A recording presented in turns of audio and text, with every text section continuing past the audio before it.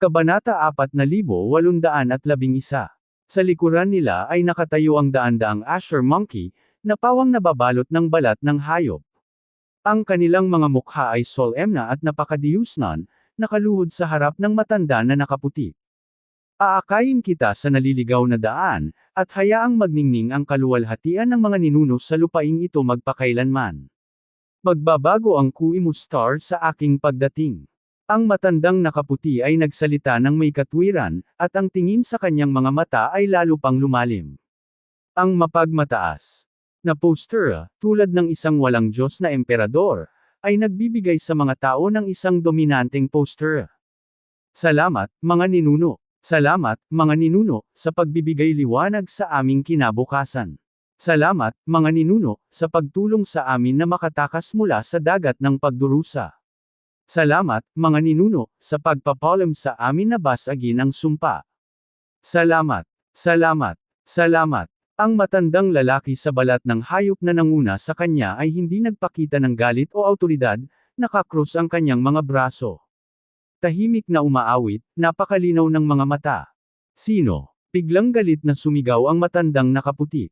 Tumingin siya sa pasukan ng bulwagan at nakita niya si Jiang Chen at 3 tao na nakatayo doon na may galit at panghahamak sa mukha. Peke siya. Patriarch, hindi natin ninuno ang taong ito. Nahanap ko na ang ninuno. Ang ninuno sa harap ko ay ang tunay na ninuno. Siya ay Peke. Tinuro ni Diluo ang matandang nakaputi at sinabing, tuldok. Sa isang iglap, ang lahat ay tumingin sa eksenang ito ng may pagkalito. Walang nag-akala na sa kritikal na sandali, si Diluo ay babalik, at magsasama ng isang tao, na talagang nagsabi na siya ang kanilang ninuno. Isang malaking bawal ang maling pagkilala sa mga ninuno ng isang tao. Walang nag-iisip na si Diluo, na matagal nang nawala, ay magiging napakabaliw ngayon. Ninuno ba talaga nila ang binatang ito? Hindi ba ito masyadong katawa-tawa? At ang pinakamahalagang bagay ay, bakit ang dalawang ninuno ay lumilitaw sa parehong oras? Hindi kaya ito ay pinaghandaan? Ang lahat ng ito ay isang malaking kahihiyan para sa angkan ng Qingmang. Ano ang pagkakaiba nito sa random na pagkilala sa ama? Bakit bumalik si Dilo? Oo, at sa oras na ito. Sino ang dinala niya? Who knows? It's such a unlucky time. Saan siya nakakita ng isang random na pagkilala sa kanilang mga ninuno? Ito ay isang malaking bawal. Kahit na ganoon, si Diluo ay masyadong irresponsible. Talagang sinira niya ang buhay ng ating Qingmang. Sa tingin mo ba ang angka na ito ay 3 taong gulang pa lang na bata? Itong brat na ito, alam pa niyang babalik siya. Isa siyang bastardo. Kung tatanungin niya ang kanyang ninuno sa publiko, dapat siyang maparusahan ng mabigat para makapagbigay ng halimbawa. Maraming Asher, sinabi ng mga unggoy. Nagsimula silang magbulungan, at ang mukha ng lahat ay puno ng galit sa mga ginawa ni Diluo. Masyadong nakakahiya ito para sa angkan ng Qingmang. Napakaraming tao ang nakakita sa kanya na naglalaro ng unggoy doon, na sobra-sobra. Maraming tao ang napupuno ng matuwid na galit. Ang paghahanap sa kanilang ninuno ay isang masayang kaganapan para sa kanilang angkan ng Qingmang. Paano natin hindi ipagdiwang ang ganoong bagay? Ngunit sa oras na ito, nang ang buong pamilya ay nagdiwang, si Diluo ay bumalik, at sinabi niya ang isang kamangha-manghang quote, na nagsasabi na ibinalik niya ang kanyang mga ninuno. Ito ay masyadong katawa-tawa. Kung hindi nila natagpuan ang kanilang ninuno, nalinlang sana sila ni Diluo. Ngunit ngayon ay tila si Diluo ang clown na nagsasalita ng walang kaparirikan. Para sa angkan ng Qingmang, ang paghahanap ng kanilang ninuno ay nangangahulugan na maaari nilang masira ang sumpa na tumagal ng libu-libong taon, na nangangahulugang maaari silang maging tulad ng mga normal na tao. Ngunit sino ang mag-aakala na ang dalawang ninuno ay lilito sa parehong oras? Hindi ba ito biro? Nakasimangot din si Jiang Chen, totoo o pekeng ninuno. Mukhang lalong nagiging interesante ang angkan ng Qingmang. Bastos ka. Diluo, kilala mo ba kung sino ang kausap mo? Ito ang ninuno ng aming angkan ng Qingmang. Ikaw bastardo, bakit hindi ka lumuhad sa iyong mga ninuno, yumuko at aminin ang iyong pagkakamali? Kung hindi, tiyak na patayin ka.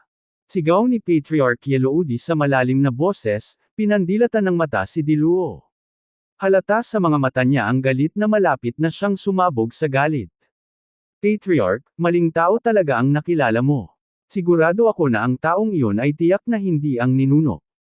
Ang ninuno ay nasa tabi ko, at ang mga tao sa paligid ko ay ang mga ninuno. Lahat kayo ay nalinlang. Siguradong peke ang taong ito. Hindi ko alam. Ano ang layunin ng kanyang pagpunta sa aming angkan ng Qingmang? Ngunit ako, si Diluo, ay hinding-hindi siya makikilala. Naniniwala na si Jiang Chen ang kanyang ninuno. Ang taong ito ay tiyak na may sabuatan upang lumitaw sa angkan ng Qingmang. Ikaw bastard, hindi mo alam kung ano ang mabuti o masama, bakit ikaw ay isang hamak sa aming angkan ng Qingmang? Ang lakas ng loob mong suron ang aming mga ninuno, naghahanap ka ng kamatayan. Malungkot ang mukha ni Lobos. Siya ang pinakamahusay na henyo sa mundo. Buong angkan ng Qingmang, at siya ang nakakita sa mga ninuno. Pagbalik niya, halatang sinisiraan siya nitong si Diluo. Sino ka sa palagay mo? Ipinakita mo ang iyong kapangyarihan sa harap ng pinuno ng angkan at mga ninuno, ngunit ikaw ay isang basura, at palihim ka pa ring lumabas. Ngayon alam mo na ang puso ng mga tao ay makasalanan.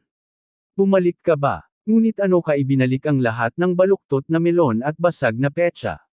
Ano sa palagay mo? Mapapatawad ka ba ng pinuno ng angkan? Ang pagtakas mula sa angkan ng Qingmang ng pribado ay ang pinakamalaking kasalanan. Siguradong hindi ka pakakawalan ng pinuno ng angkan. At ngayon kahit ang mga ninuno ay hindi minamaliit at nang ahas magsalita ng mayabang. Ang aming angkan ng Qingmang, hinding-hindi kita papayagan. Dumaan si Lobos sa lahat ng uri ng paghihirap at sa wakas ay natagpuan niya ang kanyang ninuno, ngunit sa oras na ito, siya ay sinasabing peke. May isip ang galit sa kanyang puso.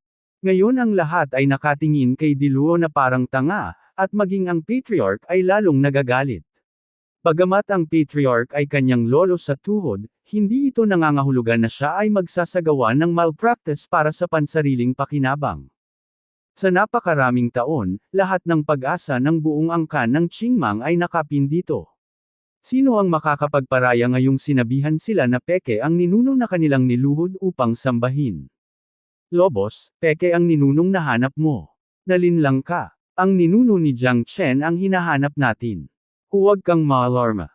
Puno ng hinanakit ang puso ni Diluo, ngunit sa oras na ito, walang naniniwala, kanya. Diluo, maaari kang ituring na miyembro ng aking angkan ng Qingmang. Lumuhad ka kaagad at sambahin ang iyong mga ninuno. Maaaring walang pakialam ang mga ninuno sa iyo kung gugulo nila ang iyong buhay. Oo, malamang naloko ka ng iba, kaya. Ikaw kung ganito ang gagawin mo, lumuhad ka kaagad. Dilo, huwag kang magkakamali. Kung hindi ka agad humingi ng tawad sa mga ninuno mo, kaya mo bang parusahan ng mga ninuno mo? Tama na, tumigil ka nga, nakikigulo mag-isa. Kung galit ang ninuno, buong angkan namin ang madadami sa iyo. Panipik. Damit, Diluo, isa ka lang talo. Sa tingin mo ba hindi ka papapanagutin ng clan leader? Masyado kang muwang. Sa harap ng libu-libong akusasyon, si Diluo ay nanatiling malungkot at hindi natitinag. Wala akong pakialam kung sino ka man. Kung magpapakamatay ka ngayon, iiwan ko ang buong katawan mo. Kung hindi, huwag mo akong sisihin sa pagiging walang awa at pagpapanggap na ninuno ng aking angkan ng Qingmang. Siguradong mamamatay ka, sabi ni Yeloudi sa malalim na boses, direktang nakaturo kay Jiang Chen. Tuldok. Bilang pinuno ng angkan ng Qingmang, oras na para tumayo siya at magsalita. Ngumiti si Jiang Chen at walang sinabi. Hindi niya inaasahan na may isa sa ayos siya sa unang pagdating niya, at isang pekeng ninuno ang lilito dito. Agad na naging napakahiya ang sitwasyon.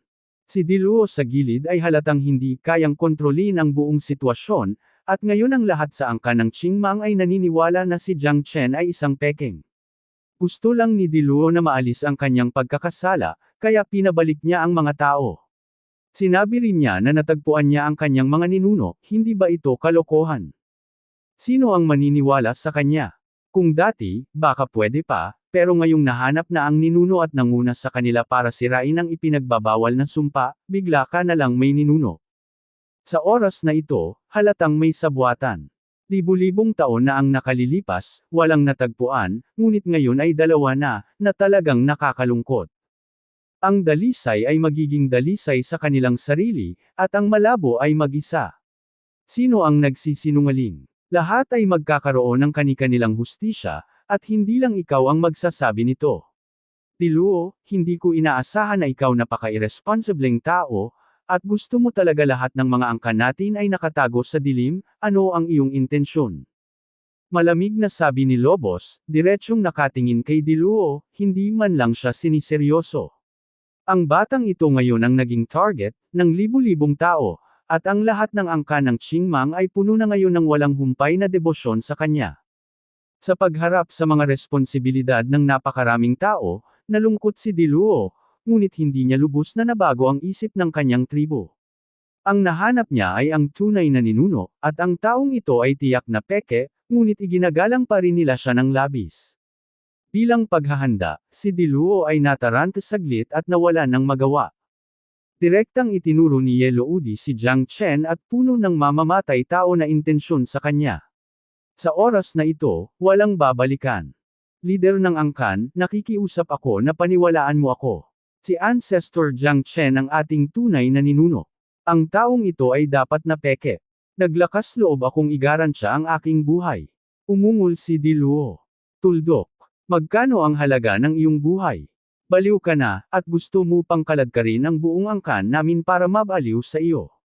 Nalilito ka na sa lalaking ito, pinuno ng angkan, sa tingin ko hindi na kailangan ni Diluo to keep it. Since he has been with this sinungaling, may isip ba natin na nagrebelde si Diluo? What's the use of keeping it? Si Lobos ay mukhang walang pakialam at hindi man lang sineseryoso si Diluo.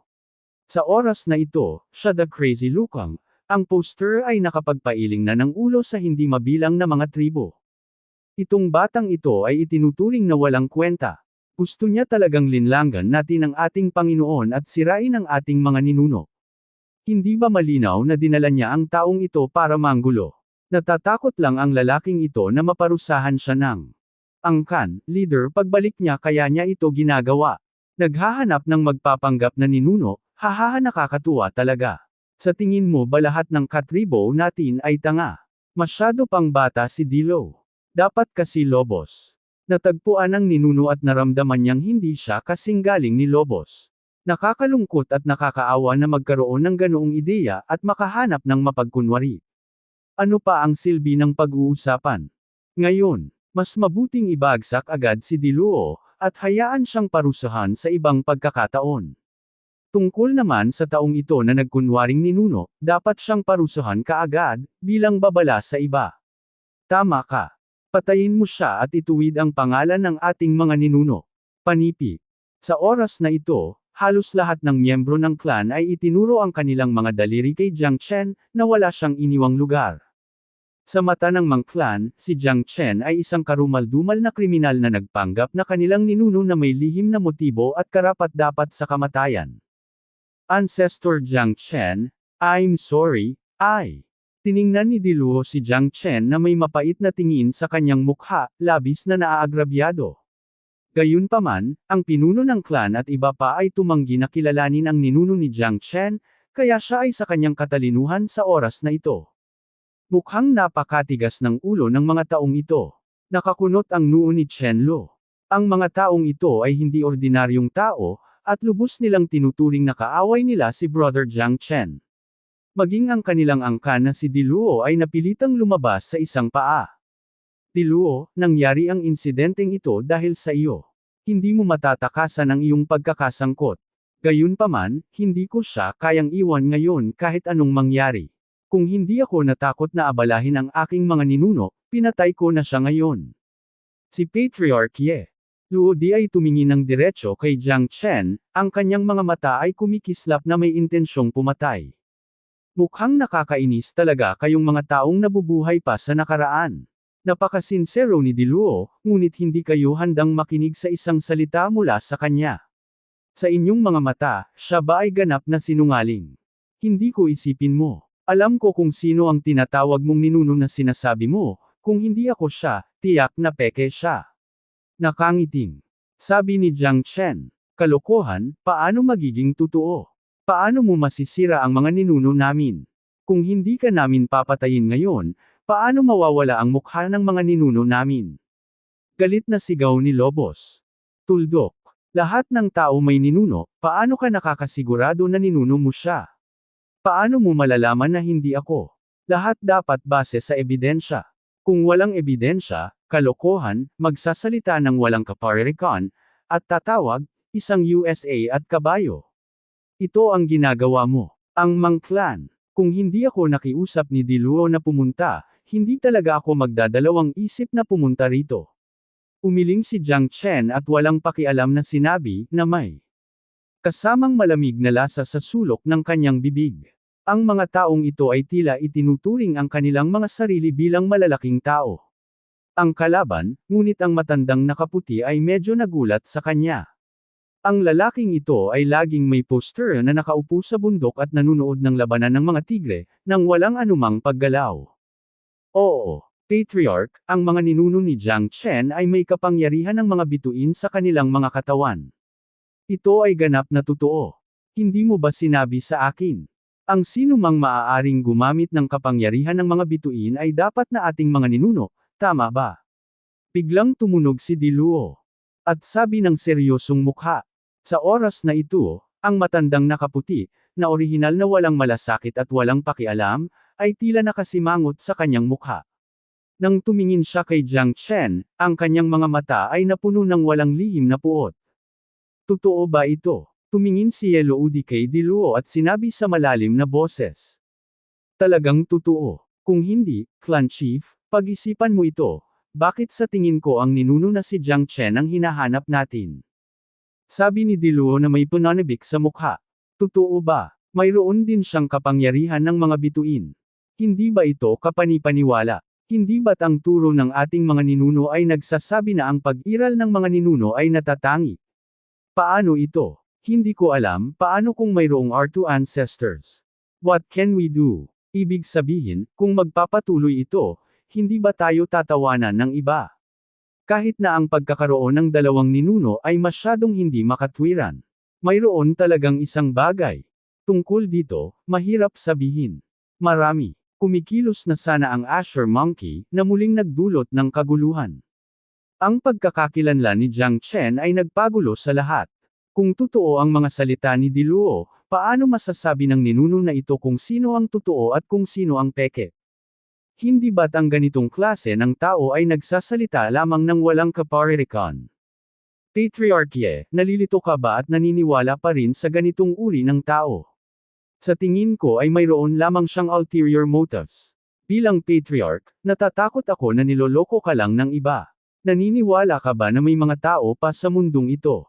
Mayroon bang pangalawang ninuno? Kung hindi kita tutulungang makipag-ugnayan sa rent, maaari kang mabuhay magpakailanman at hindi na mauuna.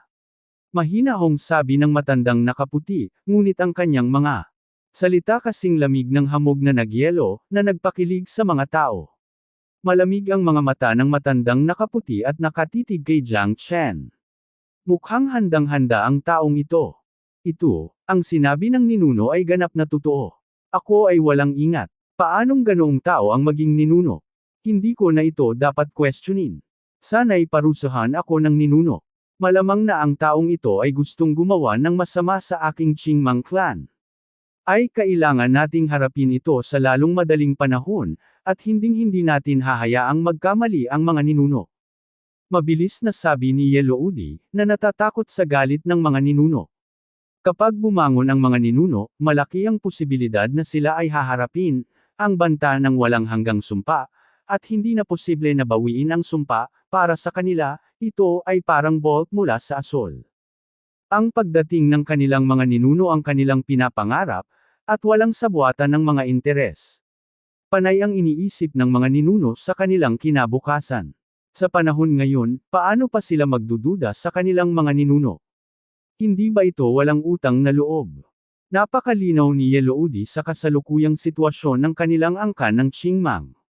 Kung talagang makaligtaan nila ang oras na ito, magkakaroon ng pangalawang pagkakataon. Ang pekeng ninuno na ito ay dapat parusahan, Kung hindi, gagawin ng ninuno how to preserve your face. Siya at ako ay hindi tugma sa isa't isa. Nasa amin siya na wala ako, at mayroon kaming wala siya. Napuno ng galit ang matandang nakaputi. Sa oras na ito, umabot na kami sa punto na hindi kami magkasundo sa isa't isa. Mabait ang mga ninuno. Kung ako lang, matagal na tayong nag-away. Panipi. Tama, napakabait ng mga ninuno. Hindi natin dapat hayaang mali ang mga ninuno. Patriarch, gawin mo na agad. Patayin mo ang taong ito, at linisin ang pangalan ng mga ninuno. Hindi ko alam kung ano ang mabuti. Sa tingin ko ay dapat ding lipulin ang diluo na ito. Kung hindi, paano natin mabubuhay ang ating mga ninuno? Lahat ay pinunasi. Diluo sa salita at pinuna, sa kanya, na ginawa silang target ng pampublikong kritisismo. Talagang katawa-tawa, nakakadismaya talaga kayong mga matitigas ang ulo. Umiling si Jiang Chen. Sa palad ng kanyang kamay, isang dragon light shadow na may kapangyarihan ng mga bituin ang nananatili sa loob nito. Sa isang iglap, lahat ay galit na galit. Imposible. Ito ay ganap na imposible. Hindi ba ang kapangyarihan ng mga bituin na ito ay exclusive sa mga ninuno? Walang paraan na magagamit ito ng pangalawang tao. Oo, ito ay masyadong hindi kapanipaniwala, hindi ba? Sino ang taong ito? Natatakot ako na magkakaroon ng magandang bagay sa oras na ito. Panipi-panipi. Dalawang ninuno. Ito ay imposible. Ito ay hindi makatotohanan. Panipi. Ang buong angka ng Qingmang ay nasa kaguluhan. Lahat ay nalilito. Hindi ba ito masyadong hindi kapanipaniwala? Kasabay nito, lumitaw ang dalawang ninuno, na ikanalito ni Yeloudi. Ano ang pinagmula ng taong ito na ibinalik ni Diluo? Ninuno ba talaga ang taong ito? Saka sino itong katabi ko? Dalawang ninuno. Totoo at huwad na mga ninuno, ito ay hindi makapagsalita na kahit ang Diyos na si Yeloudi ay hindi alam kung sino ang paniniwalaan. Ang matandang nakaputi ay may malungkot na mukha, pinaikit ang kanyang mga mata, at tumingin ng diretso kay Jiang Chen. Medyo nabigla din siya sa kanyang puso. Paanong ang lalaking ito ay may kapangyarihan ng mga bituin sa kanya? Katulad talaga kayo ng mga natutunan ko. Sa kasamaang palad, ang mga peke ay palaging magiging peke. Kung aaminin mo ang iyong pagkatalo ngayon at lumuhod para humingi ng awa, maaari pa rin kitang palayain. Itinuro ni Qin Shi si Jiang Chen na may kasamang malambing na tingin. Sa pagkakataong ito ay nakarating na siya sa angka ng Qingmang, at lubos siyang nakahanda. Talagang imposibleng sumuko ngayon. Anuman ang background ng taong ito, imposible para sa kanya na magdulot ng pinsala sa kanyang sarili. Nagbabanta. Nagkatinginan sina Jiang Chen at Qin Shi, at wala ni isa sa kanila ang umatras. Sa sandaling ito, pakiramdam nila ay magkaharap sila. Kung magpapatuloy ang away, mahirap sabihin kung sino ang huling tatawa. Ang pinakamahalaga ay nasa deadlock silang dalawa. Walang sino man sa angka ng Qingmang ang makakapagsabi kung sino ang tunay na ninuno. Maging ang pinuno ng clan na si Yeloudi ay medyo nalilito at tumingin kay Diluo. Ibinuka ni Diluo ang kanyang mga kamay at bahagyang kinukat ang mga sulok ng kanyang bibig. Totoo ba itong ninuno? Maging siya ay medyo nalilito, dahil ang paraan ng paghatol nila sa kanilang mga ninuno ay sa pamamagitan ng kakayahang magamit ang kapangyarihan ng mga bituin. Pero ngayong pareho na nilang hawak ang kapangyarihan ng mga bituin, mahirap na itong intindihin. Ang mga mata ni Jiang Chen ay sobrang init. Ang taong ito ay tiyak na peke, dahil walang sino man ang maaaring gumamit ng kapangyarihan ng mga bituin maliban sa kanyang sarili. Kahit na magagamit niya ito ay dapat na sa tulong ng mga panlabas na bagay, na hindi niya kaya gawin sa kanyang sarili. Nang manahin ni Jiang Chen ang Futu Prison Palace ni Senior Longfuto, narinig niya ang sinabi ni Senior Longfuto na kahit na ang mga mas malakas kaysa sa kanya ay hindi kayang makuha ang kapangyarihan ng mga bituin. Siya ang lumikha ng unang Star Gang. Bukod dito, sa 9 Heavens at 10 Earths, doon walang ibang tao sa eternal na mundo ang maaaring gumamit ng kapangyarihan ng mga bituin. Siguradong may kakaiba sa taong ito. Diluo, tingnan mo, ito. Tumingin si Yeloudi kay Diluo. Hindi niya alam kung alin sa dalawang taong ito ang ninuno. Gumaan din si Diluo.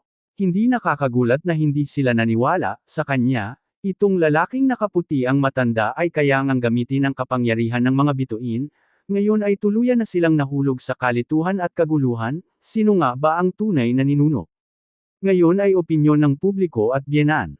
Ikaw ay isang pekeng at hindi magandang produkto, ngunit pinaninindigan mo pa rin ang iyong sarili. Malamig na sabi ni Jiang Chen. Diretso ang tingin ni Qin Shi kay Jiang Chen nang hindi kumikibo. Ang lakas ni Qin Shi ay kalahating antas ng nebula, habang si Jiang Chen ay isang antas ng bituin na ika-9 na antas lamang, kaya natural na wala siyang dapat ikatakot. Kahit na may tunay na laban, wala siyang anumang alalahanin. Sa kabilang banda, si Jiang Chen iyon. Bakit nagawa ng taong ito ang kapangyarihan ng mga bituin, naging dahilan ng pagkataranta ni Qin Shi. Maaaring gumamit ang batang ito ng ilang lihim na pamamaraan. No, I have to figure it out. Kahit hindi ko alamin, kailangan ko pa rin siyang patayin. This guy will definitely become a stumbling block for me. Naisip ni Qin Shi sa kanyang isipan, ang mga kulay sa kanyang mga mata ay patuloy na nagsasama-sama at lumiit sa isang linya. Dapat mong tanungin ang iyong sarili, sino ang pekeng isa? Hindi ka ba nahihiya? Mayroon ka lamang ng lakas ng ika-9 na antas ng astral na antas, at nagpapanggap kang ninuno ng iba. Hindi ka ba natatakot na mahak sa kamatayan ng ibang tao?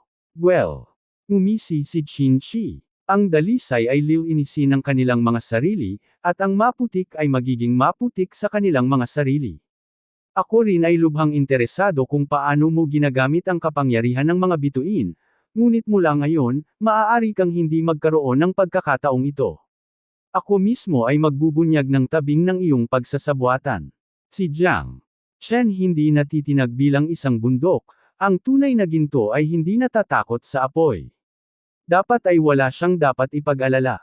Ito ay si Qin Shi. Sa pagkakataong ito, natatakot ako na kailangan niyang kumilos ang totoo at peke, mga ninuno na kasama niya.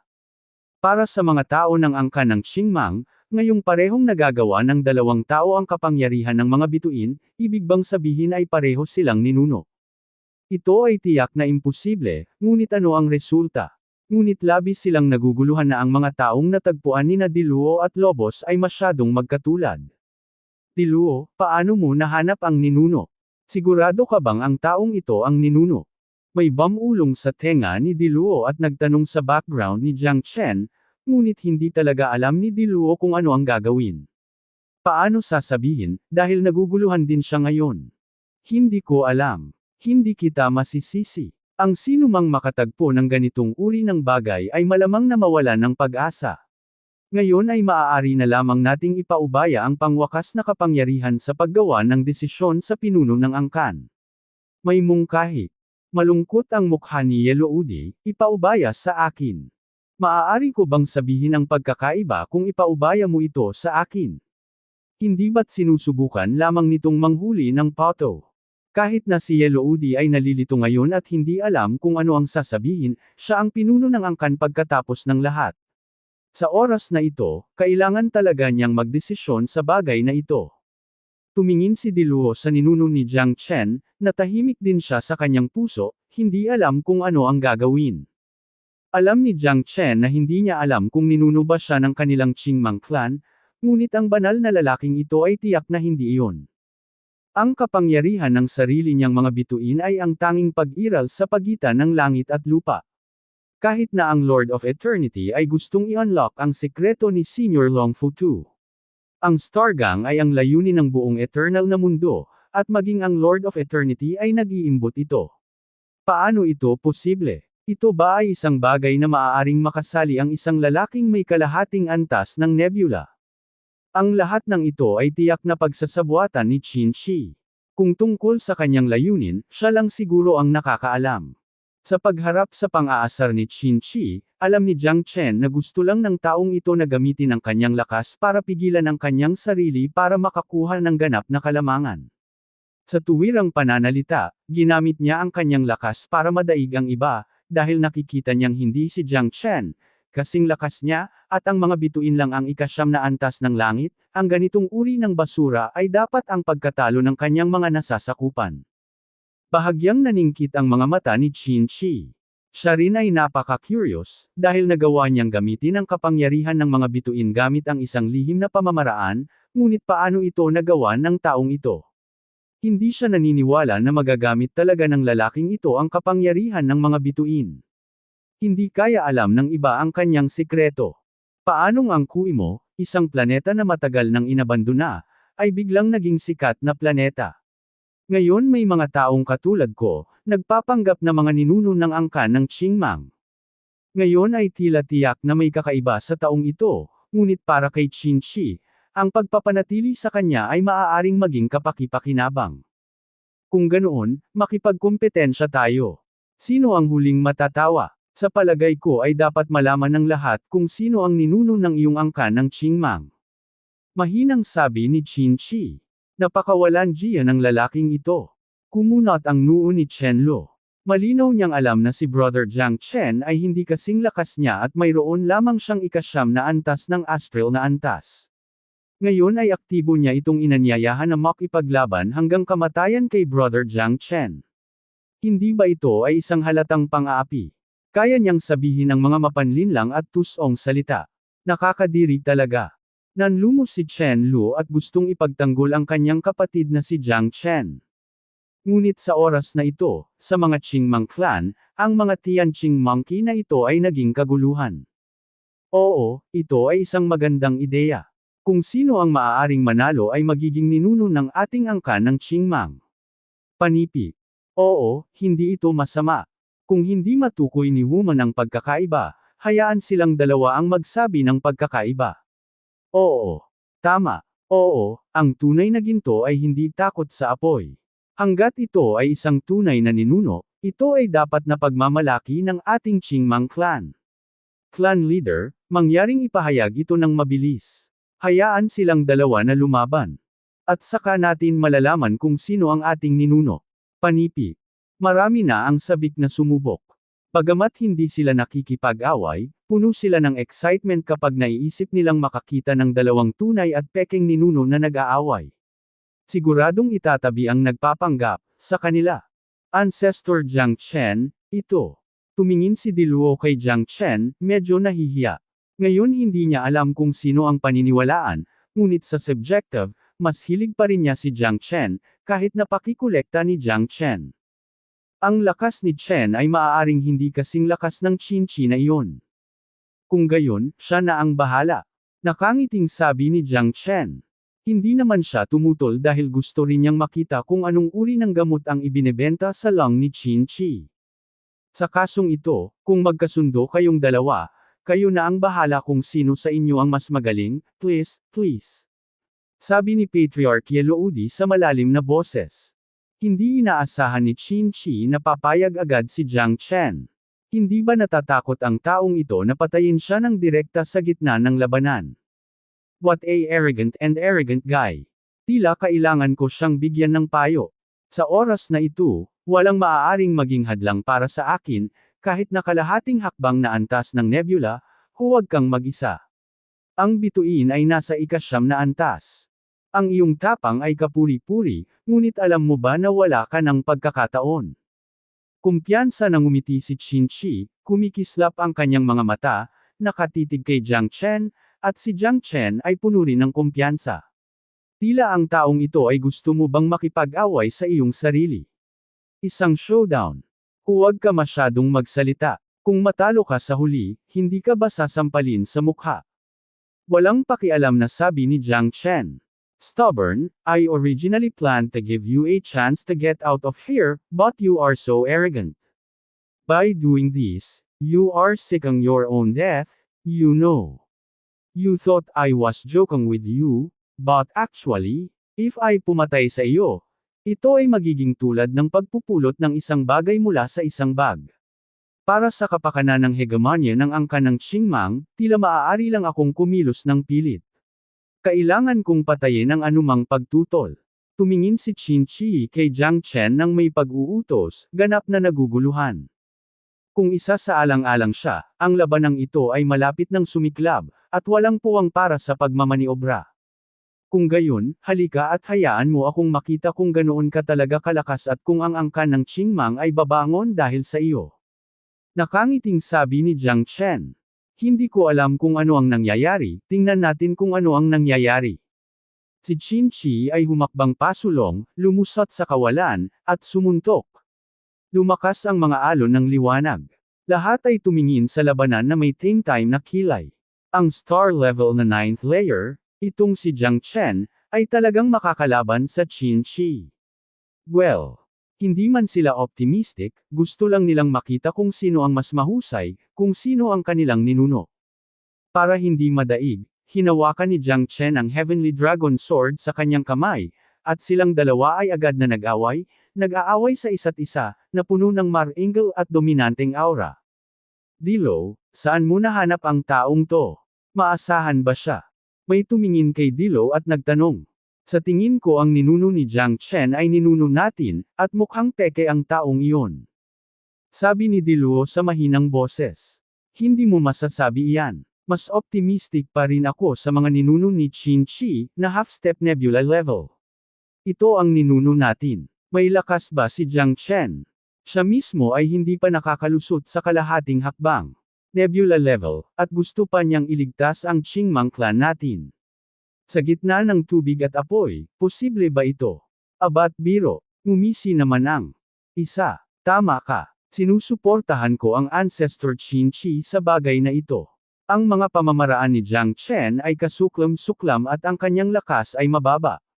Siya ay dapat na isang pekeng. Lahat ay tumango, at halos walang nag-iisip ng mataas kay Jiang Chen. Tuldok. Gayunpaman, si Jiang Chen ang gumawa ng ganap na inisyatibo sa oras na ito. Si Qin Shi ay hindi makahawak sa kanyang harapan. Ang kanyang mga galaw ay napakabangis na si Qin Shi ay napagod at nahulog sa pagkawalang kibos sa wala pang 20 galaw. Damn it, niloko niya talaga siya. Bakit napakalakas ng lalaking ito? Labis na nanlumo si Qin Shi at madilim ang mukha niya. Sa oras na ito, alam niyang hindi na siya ang kalaban ni Jiang Chen dahil hindi niya ginamit ang kanyang kapangyarihan. Lahat sila ay gumagamit ng kapangyarihan ng mga bituin, at sila ay patuloy na umaatres, nang hindi man lang ginagamit ang kanilang tunay na kalahating hakbang na nebula level na kapangyarihan. Natigilan ang lahat ng naroon, ang eksenang ito ay lampas sa inaasahan ng lahat, natalo si Qin Shi. So strong. Well done. This Jiang Chen is really better. Talaga, kung gayon si Jiang Chen ang ninuno natin. Mahirap sabihin, tingnan muna natin kung ano ang mangyayari. Magaling, ninuno Jiang Chen. Oo, ang mga mata ng lahat ay kumikislap. Si Jiang Chen ay gumawa ng ganap na inisyatiba at tila nakatitiyak ng tagumpay. Maging si Yellow Udi ay medyo nag-aalangan. Hindi kaya sila lahat ay mali noon. Ang lakas na ipinakita ni Jiang Chen ay napakalakas, at ito ay tunay na kapangyarihan ng mga bituin. Totoo rin ito para kay Qin Shi, ngunit siya ay isang pekeng. Bagamat siya ay kalahating hakbang na antas ng nebula, bagaman siya ay napakalakas, siya ay medyo nakaunat. Ganap niyang ginagamit ang pagbabalat kayo ng kapangyarihan ng mga bituin, na lubos na nakakabawas sa kanyang lakas, kaya, hindi niya natalo si Jiang Chen, ngunit pinahintulutan ang kalaban na sakupin ito, kumuha ng hakbang. Si Jiang Chen ay walang takot, at ang tunay na ginto ay hindi natatakot sa apoy. Tinurog niya ng lakas si Qin Shi, ngunit hindi madaling patayin ang kalaban. At biglang ayaw na ni Jiang Chen na makipag-away sa taong ito, kaya pinili niyang umatras ng buong tapang. Umalis ka na dito. Naglaslat si Jiang Chen gamit ang kanyang espada. Umigpit ang mga pupil ni Qin Shi at mabilis siyang umatras, ngunit lalong naging pangit ang kanyang mukha. Bahagya niyang iniwasan ang espada ni Jiang Chen at sumabog. Umatras siya, ang kanyang mga mata ay sobrang nag-aapoy.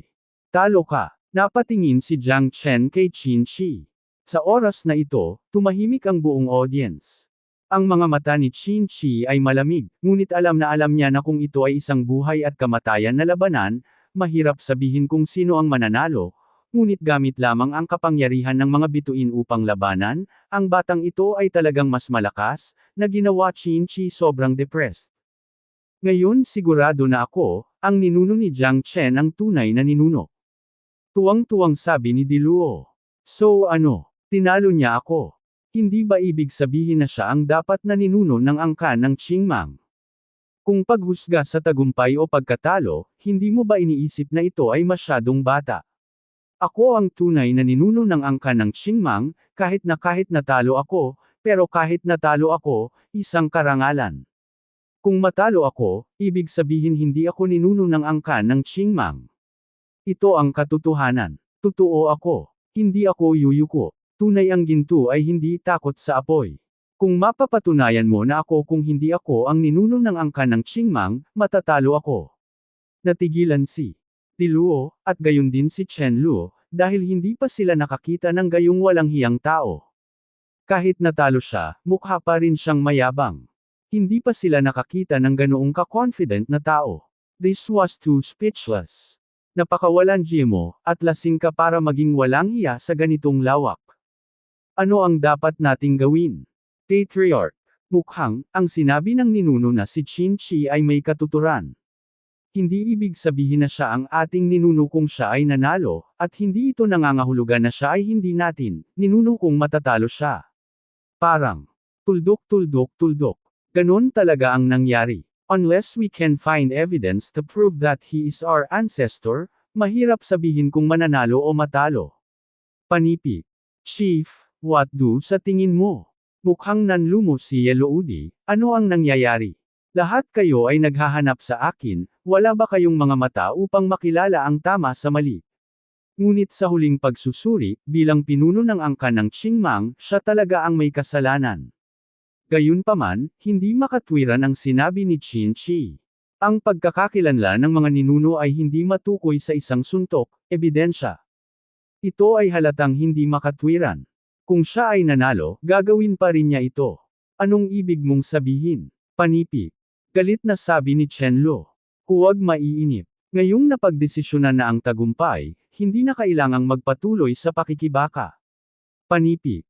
Nagkibit balikat si Jiang Chen, tinapik si Chen Lu sa ulo at sinabing, hindi talaga madaling manalo laban sa ninuno ni Qin Shi sa pagkakataong ito. Panipi.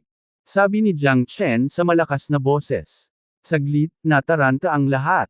Ano ang nangyayari? Tinawag nga ni Jiang Chen si Qin Shi na kanyang ninuno. Sa madaling salita, nakilala na ni Jiang Chen kung sino ang tunay na ninuno. Diluodo ang kanyang mukha puno ng pagtataka, nakatingin kay Jiang Chen na hindi makapaniwala, hindi alam kung ano ang gagawin. Ancestor Jiang Chen, ito. Sabi ni Diluo sa malalim na boses. Ikan-away ni Jiang Chen ang kanyang kamay. Hindi mo ako ninuno, sa lahat, sa simula, kinakausap na kita. Hindi ako, ang wishful thinking mo lang. Kung pipilitin mong isipin na ako ang ninuno ng iyong Qingmang clan, wala na akong magagawa. Sa nakikita mong napakatapat mo sa iyong puso, hindi ko kayang saktan ka, kaya sumama na ako. Ngayong nanalo na ako at makakatakas ng hindi nasaktan, sasabihin ko ang totoo. Panipi. Matuwid na sabi ni Jiang Chen. Si Senior Qin Shi ang tunay mong ninuno. Nahuli lang ako ni Diluo, pero kaya ko talagang gamitin ang kapangyarihan ng mga bituin, kaya na-curious ako. Kahit hindi ako ang ninuno ng iyong Qingmang clan, dapat magkaroon tayo ng malapit na relasyon. Sana lahat ay tretuhin ako bilang isang miyembro ng pamilya. Sinusuportahan ko ang ninuno na si Qin Shi. Panipi. Matapang na umatras si Jiang Chen. Sa oras na ito, maaari siyang magkaroon ng kapangyarihan at maging mayabang, ngunit pinili niyang umatras. Maging si Chen Lu ay natigilan. Hindi ba ito nagbibigay daan sa masamang tao? Alam ng Diyos kung sino si Qin Shi, si Diluo ay nasa dilema din, hindi alam kung ano ang gagawin. Ang eksenang ito ay nagpahanga sa lahat sa angkan ng Qingmang kay Jiang Chen. Gumawa siya ng isang bagay na hindi maglakas loob na gawin ng mga ordinaryong tao, at sinabi ang totoo. Ang totoo, siya nanalo na sa oras na ito, kaya hindi na niya kailangang mag-alala tungkol sa mga pag-atake ng angkan ng Qingmang, para masabi niya ang mga salitang ito ng casual. Para sa mga tao ng Qingmang clan, si Jiang Chen ay lubos na kagalang-galang. Medyo natigilan din si Qin Shi. Ang taong ito ay huminto sa sarili niyang pagkukusa. Anong uri ng operasyon ito? Dahil ba sa alam niyang wala siyang kalaban-laban sa kanya at siya ang unang lumabas, kaya natakot siyang papatayin siya?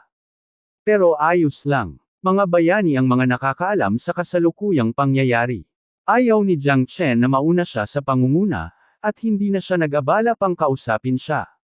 Sa pagkakataong ito, mayroon siyang mas mahalagang sikreto. Ganito si Jiang Chen. Gusto niyang itago ang sikreto ni Qin Shi.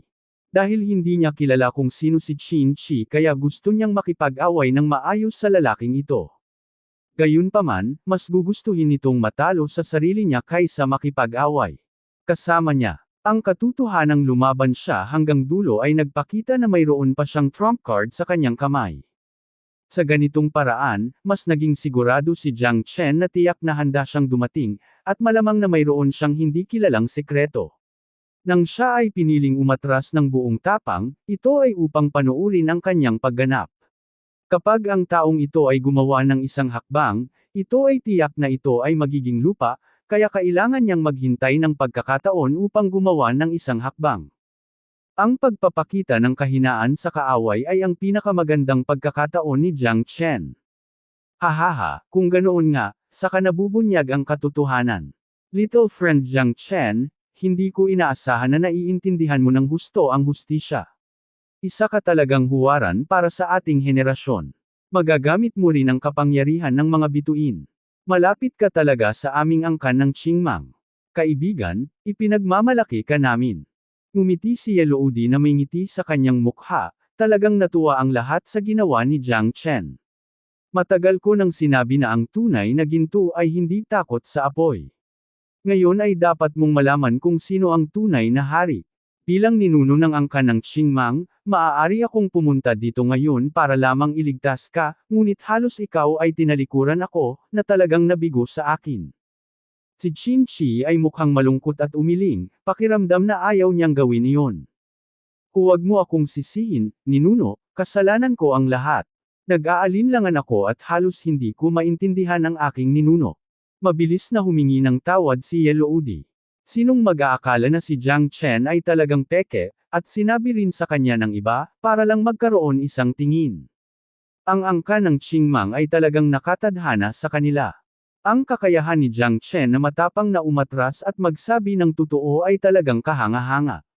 Ito ang tunay na Panginoon. Hindi lamang hindi sinamantala ni Jiang Chen ang pagkakataong gumanti, ngunit puno rin siya ng paggalang sa mga tao ng angkan ng Qingmang. Kahit saan man siya ilagay, mas mataas siya sa iba. Sa oras na ito, alam din ni Qin Shi na hindi siya maaaring magpatuloy na masangkot kay Jiang Chen. Anuman ang kanyang layunin, hanggat kinikilala siya ng mga tao ng angkan ng Qingmang, wala nang masasabi pa. Sa kanyang nakaraang pakikipaglaban kay Jiang Chen, hindi niya ginamit ang kanyang tunay na lakas. Kung gusto siyang pantirya ng taong ito, kailangan talaga niyang labanan siya. Gayunpaman, hindi pa ngayon ang oras, hanggang sa mahanap niya ang Fengyan Ancient Land, iyon ang lugar na gusto niyang hanapin. Mr. Jiang Chen, salamat sa pag-unawa mo sa hustisya. Maraming salamat, Mr. Qin. Tumingin si Qin Shi kay Jiang Chen at bahagyang tumango. Nakatayo rin si Diluo sa tabi ni Jiang Chen. Palagi niyang nararamdaman na tila may binabalak si Jiang Chen, ngunit hindi niya maipaliwanag ito. Sa kanyang mga mata, si Jiang Chen ay palaging ninuno nila, ngunit bakit siya nasa harap ni Qin Shi sa oras na ito? Pagbaba ng ulo, siya lang siguro ang nakakaalam. Kuya Jiang Chen, bakit mo ginagawa ito? Halatang peke ang taong iyon. Si Chen Lu ay ayaw na ayaw at nagpadala ng mensahe kay Jiang Chen para magtanong. Sino ang makapagsasabi ng pagkakaiba ng totoo at mali, ang mali at mali, ang totoo at ang totoo? Ang mali ay totoo rin at ang totoo ay mali, at ang totoo ay mali at ang mali ay totoo. Dahil gusto niya na maging ninuno ng angkan ng Qingmang, pagkatapos ay ipaubaya sa kanya, at titingnan ko kung anong mga panlilinlang ang maaaring gawin ng taong ito. Sa wakas ay ginawa ng mga mata ni Jiang Chen na gumaan ang pakiramdam ni Chen Lu.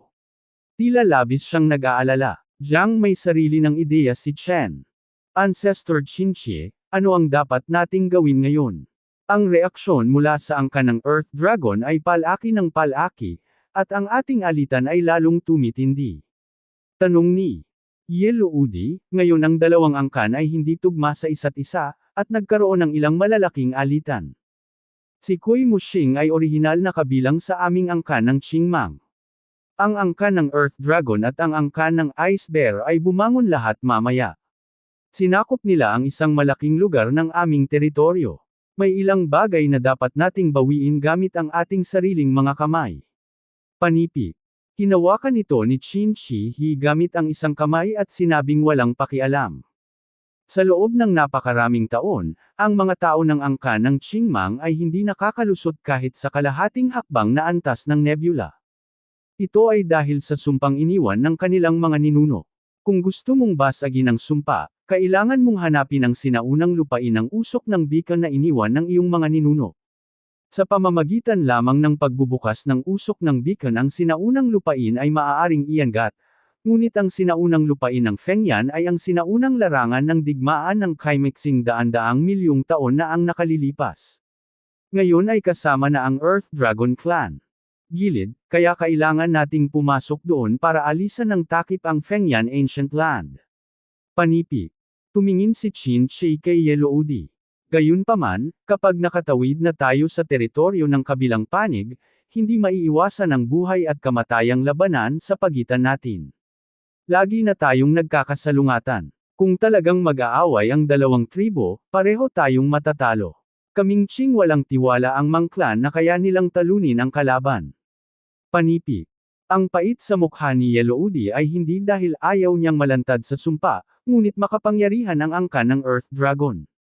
Ang dalawa ay palaging magkasundo sa loob ng maraming taon. Isa sila sa mga tatlong malalaking puwersa sa Kuimu Planet.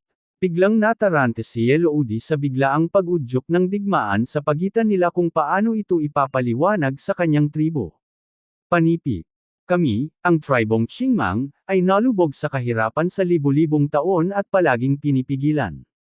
Gusto mo bang mangyari ito sa buong buhay mo? Walang magbabago. Bawat libong taon, isang miyembro ng angkan ng Qingmang ang mamamatay sa labas. Ngayon nasa harap mo na ang pagkakataon, ayaw mo ba? Panipi. Huwag palampasin ang pagkakataon, hindi na ito babalik.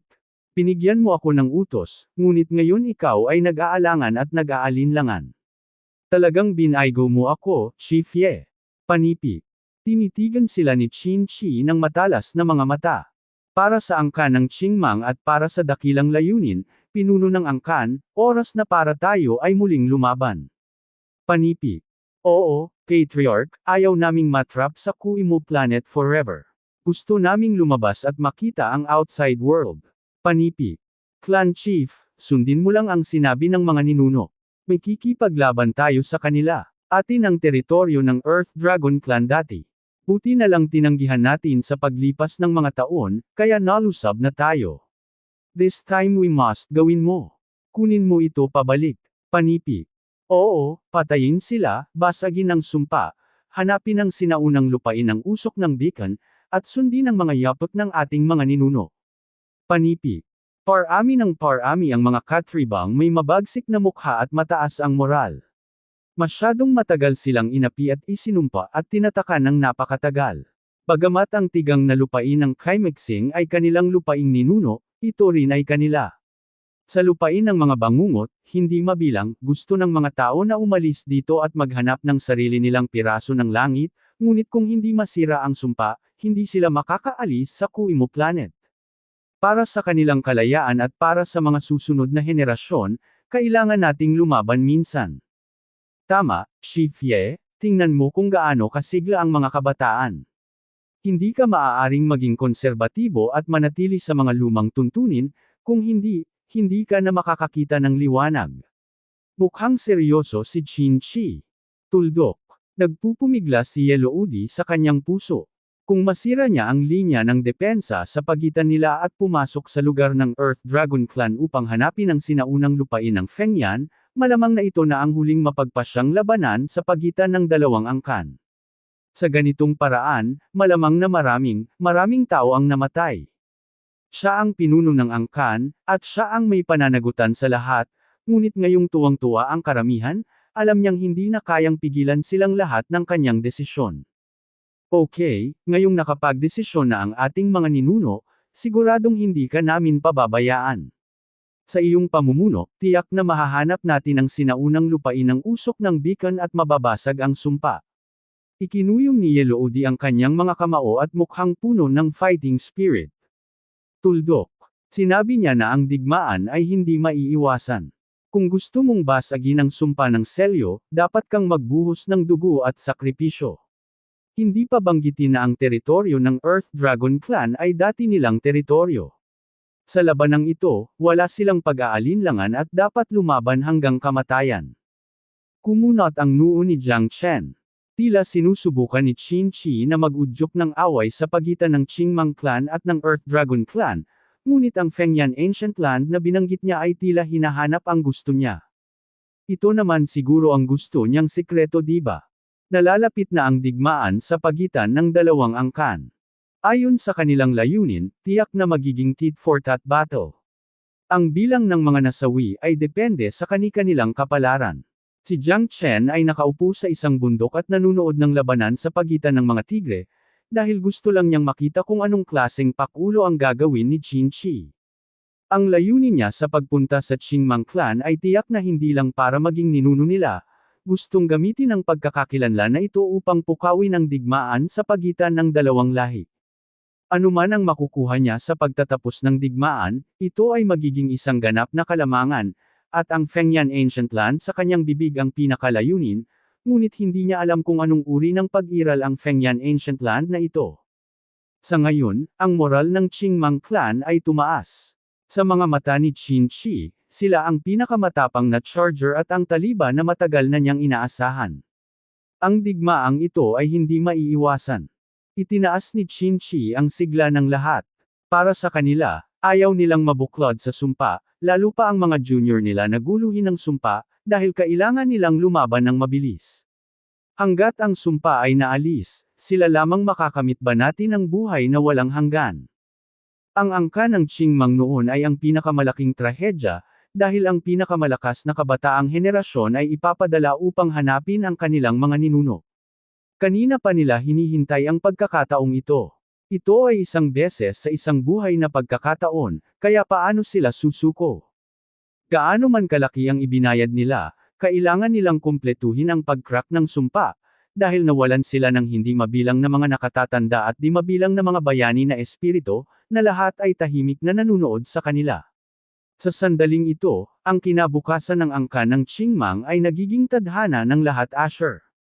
Pag-asa ng unggoy. Ano ang dahilan nila upang labanan ang kalooban ng kanilang mga ninuno? Bagamat ang pinuno ng clan na si Yeloodi ay medyo nag-aalangan sa simula. Kung tutuusin, kung sumiklab ang digmaan sa pagitan ng dalawang angkan, tiyak na magiging madugong sitwasyon ito, ngunit wala silang pagpipilian at walang pag-urong. Ayon sa sinabi ng mga ninuno, ang Fengyan Ancient Land ay nasa teritoryo ng Earth Dragon Clan. Maaari ba nilang hayaan ang kanilang mga sarili na makapasok sa kanilang teritoryo ng ganoon lang? Ang lahat ng ito ay biro, kaya ang labanan na ito ay hindi maiiwasan. Ang pagkakakilanlan ng mga ninuno ay hindi lamang para sa kanila na iangat ang sumpa, kundi kung ano ang iniisip nila sa kanilang mga puso. Pagkatapos ng maraming taon ng pag-asa sa mga bituin at buwan, sa wakas ay mayroon na silang pag-asa. Ilang tao ang sumugod sa makasaysayang ilog ng misyong ito at naging abo. Sa wakas ay dumating na ang kanilang pagkakataon.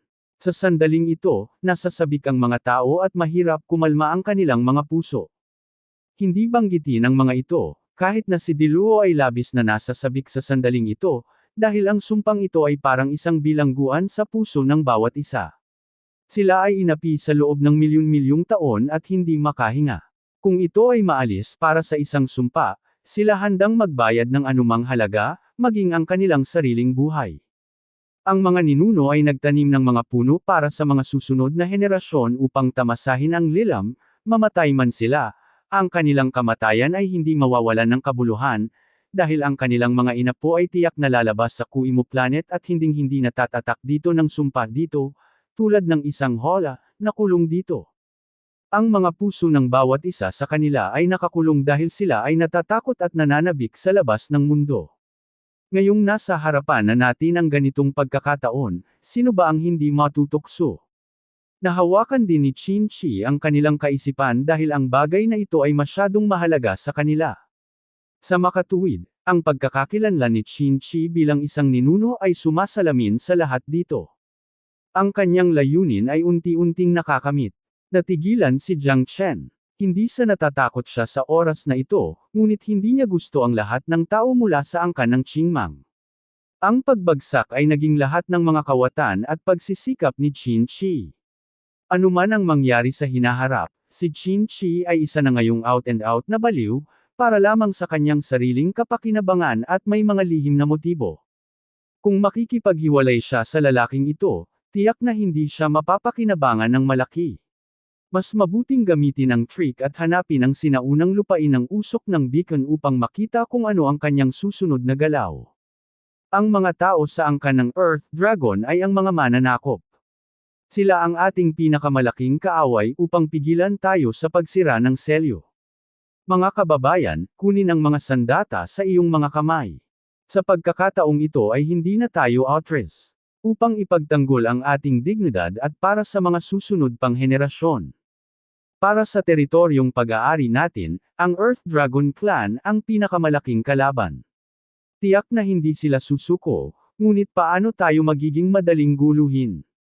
Ipakita ang iyong dugo, ipakita ang iyong paniniil, at sundin sa pamamagitan lamang ng pagsira sa sumpa ng selyo makokontrol natin ang ating sariling kapalaran sa ating sariling mga kamay, at ang angkan ng Qingmang ay hindi kailanman magiging mga alipin. Ang mga salita ni Qin-Chi ay lubhang nakalilito, at lahat ng nakikinig ay nasa sabik. Ang angkan ng Qingmang ay hindi kailanman magiging alipin.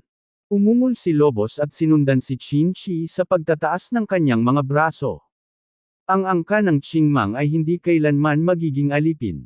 Nang makita ang kapana-panabik na eksena, lahat maliban kay Jiang Chen at Chen Lu ay nahulog sa kabaliwan. Sumulyap si Qin-Chi kay Jiang Chen na walang pakialam. Hindi niya sineseryoso si Jiang Chen.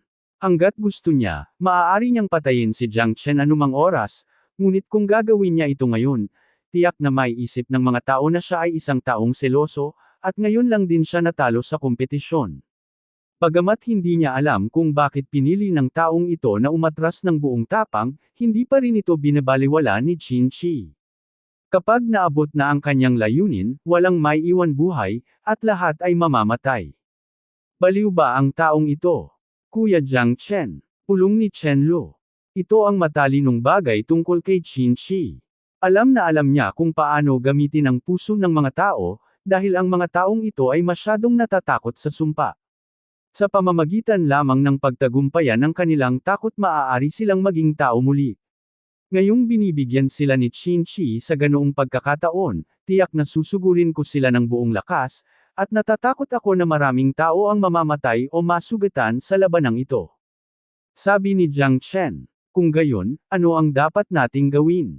Hindi tayo maaaring maupo at maghintay sa kamatayan, tama ba? Sabi mo gusto mong tulungan ang angkan ng Qingmang na malagpasan ang krisis. Nagulat si Chen Lu kay kapatid na Jiang Chen. Si Jiang Chen ay tiyak na hindi uupo at maghihintay sa kamatayan, ngunit ang labanang ito, kahit na hindi si Qin-Chi ang magsisimula nito, ay tiyak na magdudulot ng digmaan sa pagitan ng dalawang angkan. Kung sino ang higit na nakahihigit ay ang huling tawanan, at ang Qin-Chi na ito ay tiyak na hindi magsisikap na tulungan ang angkan ng Qingmang. Bakit gagawa si Jiang Chen ng ganito? Kaya't ang pinakamahalagang bagay sa kanya ngayon ay ang manatiling kalmado. Ang mantis ay nanunood sa cicada, at ang oriole ay nasa likod. Hanggang sa kritikal na sandali, tiyak na kailangan niyang magpanggap na isang munting tupa. Kinuha ni Qin-Chi ang lahat at umalis dito, naghahanda na lumaban patungo sa junction ng dalawang angkan. Malapit nang sumiklab ang digmaan, ngunit sa pagkakataong ito, sa tulong ni Qin-Chi, tiyak na magiging mas mabuti ang angkan ng Qingmang. Nagkaroon ng marahas na hangin at ulan, at ang nakakasilaw na araw ay nakakasilaw. Sa Kuimu Planet sa panahong ito, masasabing ang mga natural na sakuna ay nasa lahat ng dako. Sa ganoong planeta, kahit na ang mga ordinaryong eksperto sa antas ng bituin ay maaaring mamatay anumang oras, kaya sa itong tigang na lupain, ito rin ay isang bawal na lugar para sa lahat ng interstellar wanderers. Ang sinumang pumupunta dito ng walang bayad ay naghahanap lamang ng kamatayan. Walang masabi ang sanggol, at haharap sa banta ng kamatayan anumang oras. Gayunpaman, ang Qingmang Clan at ang Earth Dragon Clan ay parehong exception. Ang junction ng Dianxing Mountains ay ang hangganan sa pagitan ng dalawang clans. Dianxing Mountain, sa mga bundok ng Western Mountains. 10 stellar level masters mula sa Nine Heavens ang lumitaw sa gilid ng burol, at ang marahas na hangin at ulan ay bumalot sa buong mundo. Ang bagyo ay walang katapusan at nagparamdam sa mga tao na ma-stress. Kahit na ang mga master mula sa ikalimang antas ng bituin dito ay hindi maglalakas loob na magpakita ng madali, kung hindi, sila ay tanggayan ng talim ng hangin at walang maiiwan na mga buto. Ang mga matatandang lalaki sa paligid niya ay lahat ay may mga solemn na ekspresyon sa kanilang mga mukha, hindi nangangahas na magpakita ng kahit na anumang kapintasan, nagbubulungan sila sa isa't isa, hindi alam kung ano ang gagawin, na may mga alalahanin sa pagitan ng kanilang mga noo. Ang pinuno, ang matanda na nakaberde, ay paulit-ulit na nag-isip. Tiningnan niya ang nag-iisang nasa katanghaliang gulang na lalaki na nakaupo na nakakross ang paa sa gilid ng burol at sinabi sa mahinang boses, "Chief, ang sitwasyon sa pagitan ng dalawang angkan ay kritikal ngayon. Ano dapat ba nating gawin? May 3 sigalot kamakailan. Ang angkan ng Qingmang ang nag-provoke nito. May panalo at talo din tayo, pero kung magpapatuloy ito, sa tingin ko ay hindi na nila ito hahayaan. To put it bluntly, binubuli lang nila, iba pa." Ang matanda sa Qingyi ay nagalit. Tuldok. Ang nasa katanghaliang gulang na lalaki ay mukhang kalmado, dahan-daang iminulat ang kanyang mga mata, at sinulyapan ng elder na naka-green at marami pang ibang clan elders. Sila ang lahat ng mainstays ng Earth Dragon Clan. Kung gayon, ayon sa sinabi ng dakilang matanda, ano ang dapat nating gawin? Mahinang sabi ni Panrulong. Sa tingin ko, hindi tayo dapat umupo ng tahimik at maghintay sa kamatayan. Dapat tayong magkusa. Kung hindi, hindi ba tayo tatapakan sa tuktok ng ating mga ulo ng angkan ng Qingmang? Ngayon marami sa ating mga inapo mula sa angkan ng Earth Dragon ay napakagalit, at lahat sila ay sabik na subukan ito. Talagang hindi tayo maaaring maupo at maghintay ng kamatayan sa labanang ito. Ngayon ay tuluyan na nilang binaliwala ang kasunduan na ginawa nila noon at sinimulan na nila tayong salakayin ng maraming beses. Kung hindi natin gagawin, lumaban ka, hindi ba nila tayo ituturing na mahinang persimmons? Sabi ng dakilang elder sa mahinang boses. Tama ang great elder, 3 taong gulang ba talaga ang tingin mo sa amin? Noong una ay ayaw naming mag-provoke ng digmaan, pero ilang beses na nilang tinawid ang teritoryo namin ng Earth Dragon Clan. Hindi ba malinaw na gagawa sila ng gulo? Dapat ito ang atensyon ng kanilang angkan ng Qingmang, kung hindi, hinding-hindi mangyayari ang ganoong bagay. Sinusubukan nila ang ating bottom line kung talagang lalaban tayo sa kanila. Kung uurong tayo sa oras na ito, isuko natin ang ating posisyon. Kung ito ay lumabas, hindi ba't nangangahulugan ito na tuluyan na tayong nawala sa ating inisyatiba? Panipi. Oo, pinuno ng angkan, kailan pa naranasan ng ating angkan ng Earth Dragon ang gayong kahihiyan? Talagang hindi natin ito maaaring pabayaan. Isa sa ating ang mga miyembro ng angkan ay namatay na sa labanan. Bilang isang miyembro ng Dianxing Mountain, ang mga Panginoon ng Earth Dragon Clan, hinahamak nila ang ating Earth Dragon Clan. Walang puwang para sa 2 tigre sa isang bundok. Basta't ang pinuno ng angkan ay nagbibigay ang utos, hinding-hindi tayo atres. Oo, pinuno ng angkan, mag-utos ka lang. Ipagtatanggol natin ang teritoryo ng angkan ng Earth Dragon hanggang kamatayan, hinding-hindi tayo atres. Ang bundok Dianxing ay kung saan ang ating ang dignidad ay kasinungalingan. Kung ang Dianxing Mountain ay mawawala, ang dignidad ng ating Earth Dragon Clan ay tuluyang mawawala. Clan Leader, ayaw naming mag-provoke ng digmaan, ngunit sila ang Qingmang Clan ay labis na nangbuli sa iba. Kung ito ay magpapatuloy, may paraan pa ba tayo para mabuhay? Sa pagharap sa makapangyarihang pagtugis ng kalaban, tayo ay magiging mas malakas at mas malupit kaysa sa kanya. Kung tayo ay pasibo, tayo ay matatalo. Kung pipiliin nating umatras, hikayatin lamang natin ang kanilang kay-abangan. Maraming matatanda ang may buong mukha. Galit, ngayong pinilit sila ng angkan ng Qingmang hanggang sa puntong ito, may mga taong namatay na. Noon, umasa sila sa sarili nilang pagsisikap na hatiin ang Dianxing Mountain sa dalawa at palayasin ang Qingmang clan. Kaya palagi silang naniniwala na sila ang mga master ng Dianxing Mountain. Kung agresibo silang inatake ng Qingmang clan, dapat silang lumaban. Kung hindi ka lumaban, lalo ka lang magiging duwag. Gaano ba katipis ang kinabukasan ng kanilang Earth Dragon clan? Sa pagkakataong ito, tila hindi na magkasundo ang hidwaan ng dalawang angkan. Ang 10 matatanda ay ang lahat ng mga tunay na master ng Earth Dragon clan at ang mainstay. Kung wala sila, ang Earth Dragon clan ay magiging napakahina. Ang Earth Dragon clan ay naging mas matatag sa mga nakaraang taon. Naniniwala ako na sila rin magkaroon ng isang hindi mapaghihiwalay na relasyon. Ang Earth Dragon clan ay palaging naniniwala na sila ang mga tunay na master ng Kaimixing, ngunit ang Qingmang clan ay hindi kailanman nagpakita ng kahinaan. Gayunpaman, sa paglipas ng mga taon, kasama ang Dianxing Mountain bilang hangganan, sila ay namumuhay ng payapa. Kung ito ay magpapatuloy, ito hindi mahalaga. Ngunit ang dalawa ang mga alitan sa pagitan ng mga angkan ay tiyak na hindi lamang banggaan sa pagitan ng mga ordinaryong angkan. Ngayong ang angkan ng Qingmang ay pinilit sa ilalim ng kanilang mga ilong, ang labanang ito ay hindi maaaring balewalain. Ang 10 matatanda ng Earth Dragon clan ay handa na para sa labanan. Ang malakas at mapagmataas na Earth Dragon clan ay hinding-hindi papayag na yerokan sila ng iba. Nagmuni-muni si Pan Rulong, madilim at walang pakialam. Bagamat ayaw niyang magdulot ng digmaan, tila maraming matatanda ang handang gawin iyon. Hindi mali ang kanilang mga layunin, lahat sila ay para sa kinabukasan ng buong angkan ng Earth Dragon. Ang angkan ng Qingmang ay labis na nambubuli sa iba, lumagpas sa linya at paulit-ulit na nag-provoke sa isa't isa, at nag-away pa nga. Ang amoy ng pulveres sa pagitan nila ay nakatadhana na lumakas at lumakas, kaya ang labanang ito ay naging pantay-pantay sa magkabilang panig.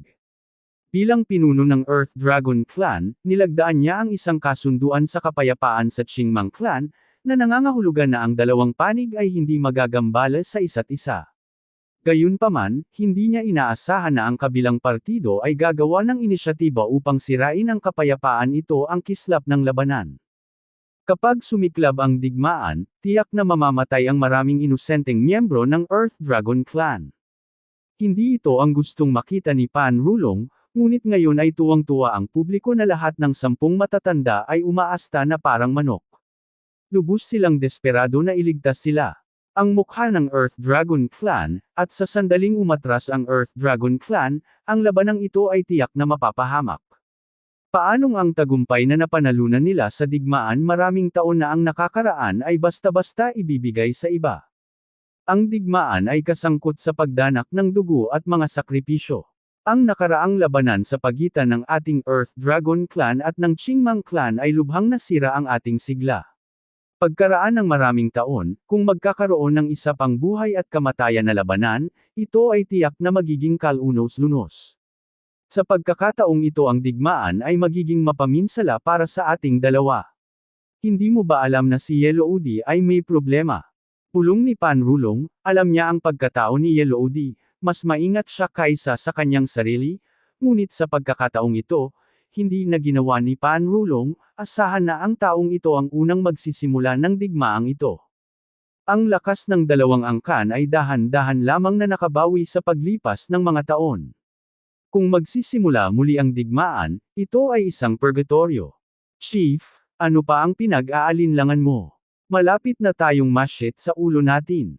Mataimtim na sabi ng dakilang matanda. Rumble. Isang tunog na nakakabasag ng lupa ang umalangaw-ngaw sa itaas ng bundok ng Dianxing, at isang lalaki mula sa angkan ng Earth Dragon ang mabilis na tumalon, na may time na tingin sa kanyang mukha. Paumanhin, Patriarch, dumating na ang angkan ng Qingmang. Malaki ang pag-atake nila. Tila determinado silang makipaglaban sa atin hanggang sa wakas. Sa sandaling ito, ang mukha ni Pan Rulong ay madilim na parang tubig. Yellow Udi, pinilit mo akong gawin ta. Umungol si Pan Rulong na ikinagulat ng lahat. Orihinal na hindi nilayon ni Pan Rulong na makipaglaban hanggang kamatayan sa angkan ng Qingmang, ngunit ang kabilang partido ay nagsimulang gumawa ng inisyatiba. Ito ay hindi mabata. Si Pan Rulong ay nag-alinlangan upang maiwasan ang kanyang mga tao na dumanas ng isang buhay at kamatayang krisis. Kahit na ang lahat ng 10 matatanda ay lumabas upang hikayatin siya, siya ay nag-aalangan pa rin. Gayunpaman, kapalit ng kanyang kagandahang loob, ang angkan ng Qingmang ay naging higit pa, grabe. Charge, sinong makakatagal nito? Noong una ay binalak ni Pan Rulong na makipag-ayos sa angkan ng Qingmang, at least para malaman kung ano ang nangyayari, ngunit ngayon ay tila pinag-uusapan pa rin niya ang tungkol sa mga paa ng kanyang lola. Sinalakay na ng angkan ng Qingmang ang kanyang pintuan. Kung mangyayari ito muli kung ikaw tumahimik ka, pangatlong apo ka na talaga. Ang labanang ito ay hindi maiiwasan, kaya't maaari lamang lumaban si Pan Rulong hanggang sa wakas. Sa mga salita ng Patriarch, gumaan ang pakiramdam ng lahat ng matatanda, kahit isang salita lang, patayin. Gayunpaman, ito ay sapat na upang ipakita ang determinasyon ng pinuno ng angkan. Nag-alinlangan sila noon, ngunit ang angkan ng Qingmang ay talagang nambubuli sa iba, kaya talagang hindi sila makaupo at maghintay sa kamatayan. Sa pamumuno ng Patriarch na si Pan Rulong, tiyak na magagapi nila ang kalaban. Masigla at masigla. Mukhang natauhan na talaga ang patriarka sa pagkakataong ito. Panipi. Oo, kung hindi natin siya hinikayat ng ganito, mas pinili pa rin ng patriarka na manahimik at ituring na ang kapayapaan ang pinakamahalagang bagay.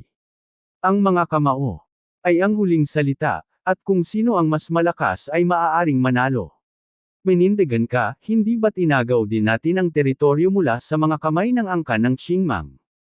Oo, sa pagkakataong ito ay ipaalam sa kanila kung gaano kalakas ang ating Earth Dragon Clan. Hindi namin sila hinayaang magkaroon ng mahabang alaala. Sundin ang pinuno ng angkan, lumaban, at patayin silang lahat. Sinundan ng 10 matatanda si Pan Rulong at nagmadaling lumabas ng bundok call. Malapit na ang labanan, at walang sinuman, maaaring manatili sa labas nito.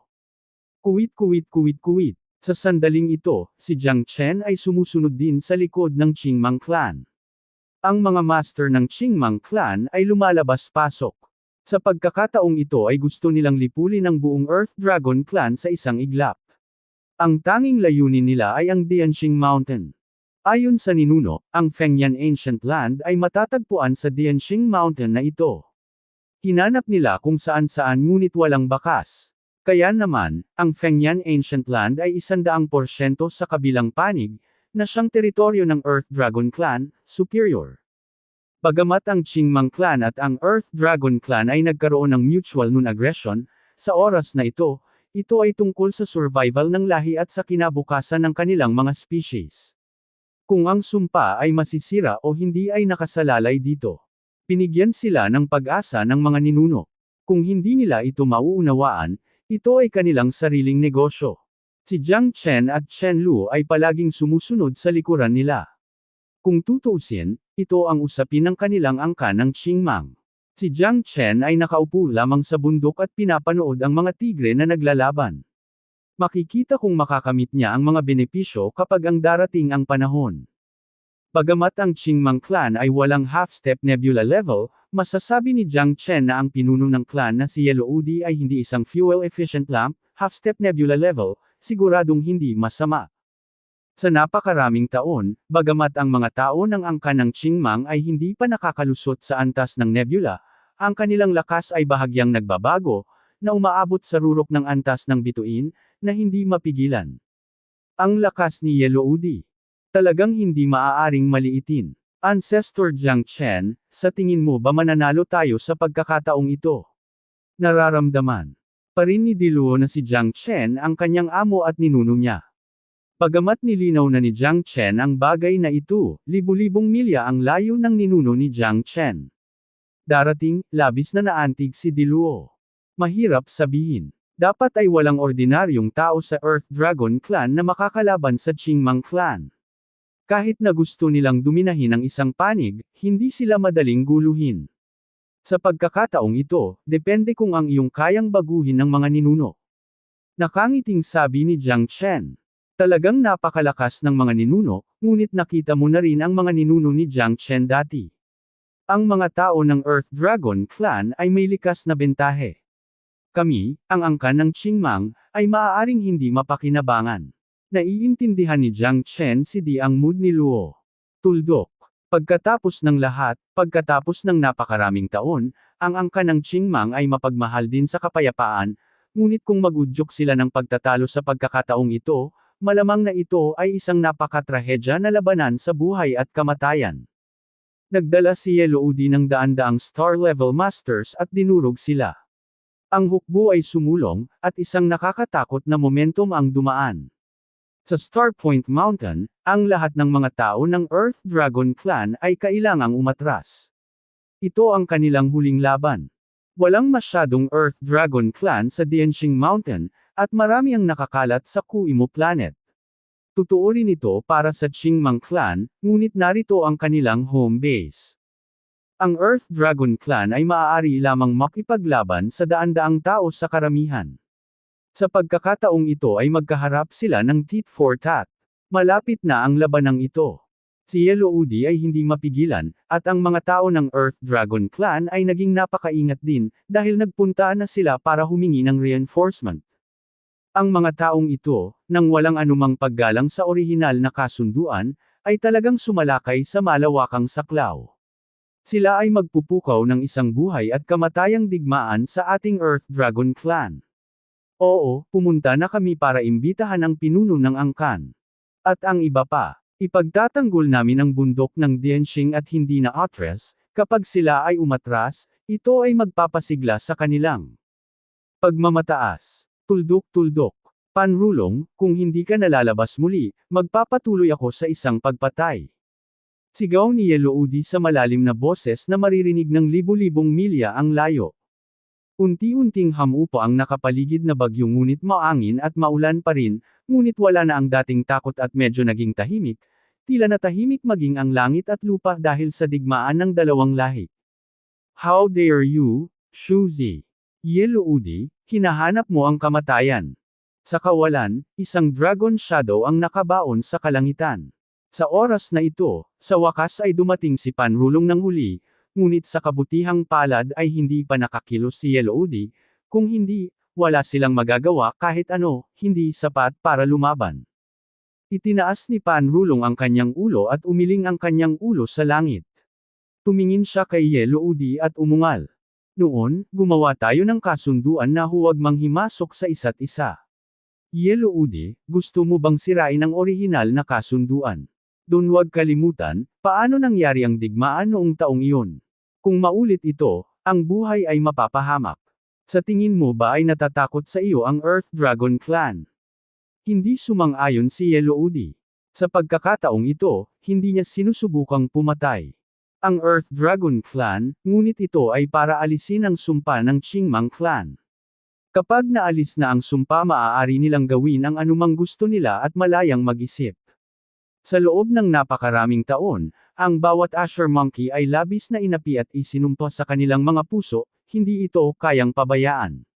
Ngayong nasa harapan na nila ang pagkakataon, paanong hindi nila ito pahalagahan? Walang ganitong tindahan pagkatapos madaanan ang baryong ito, kaya ngayon na ang kanilang pinakamagandang pagkakataon.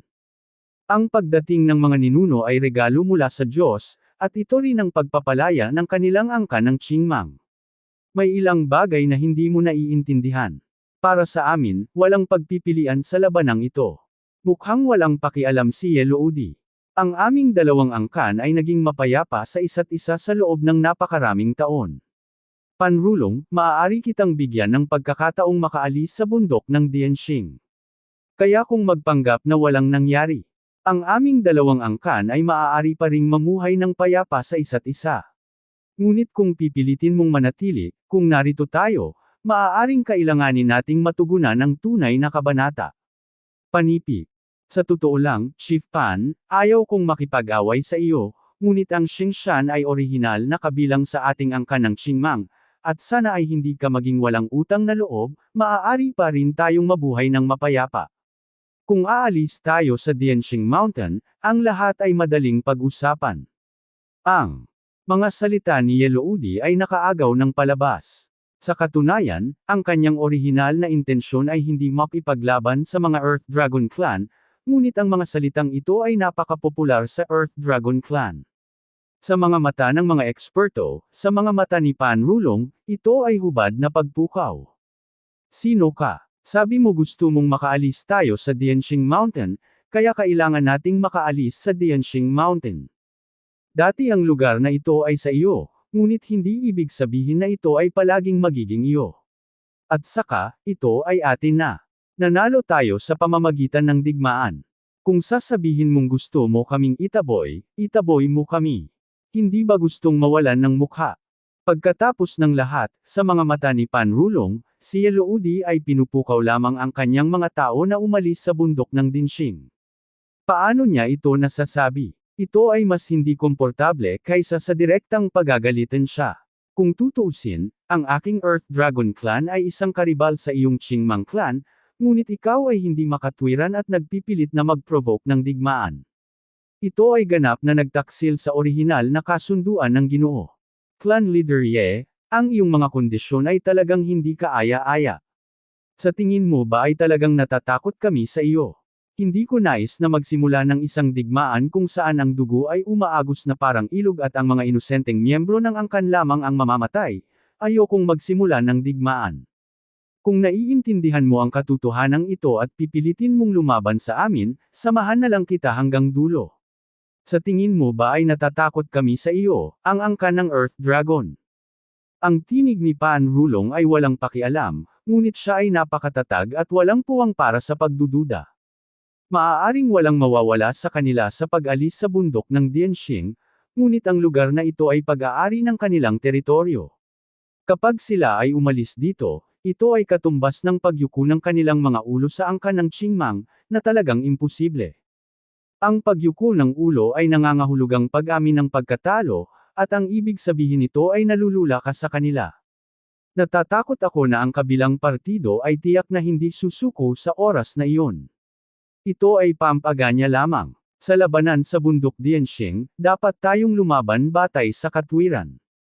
Sa ganitong paraan lamang sila magkakaroon ng matibay na paninindigan.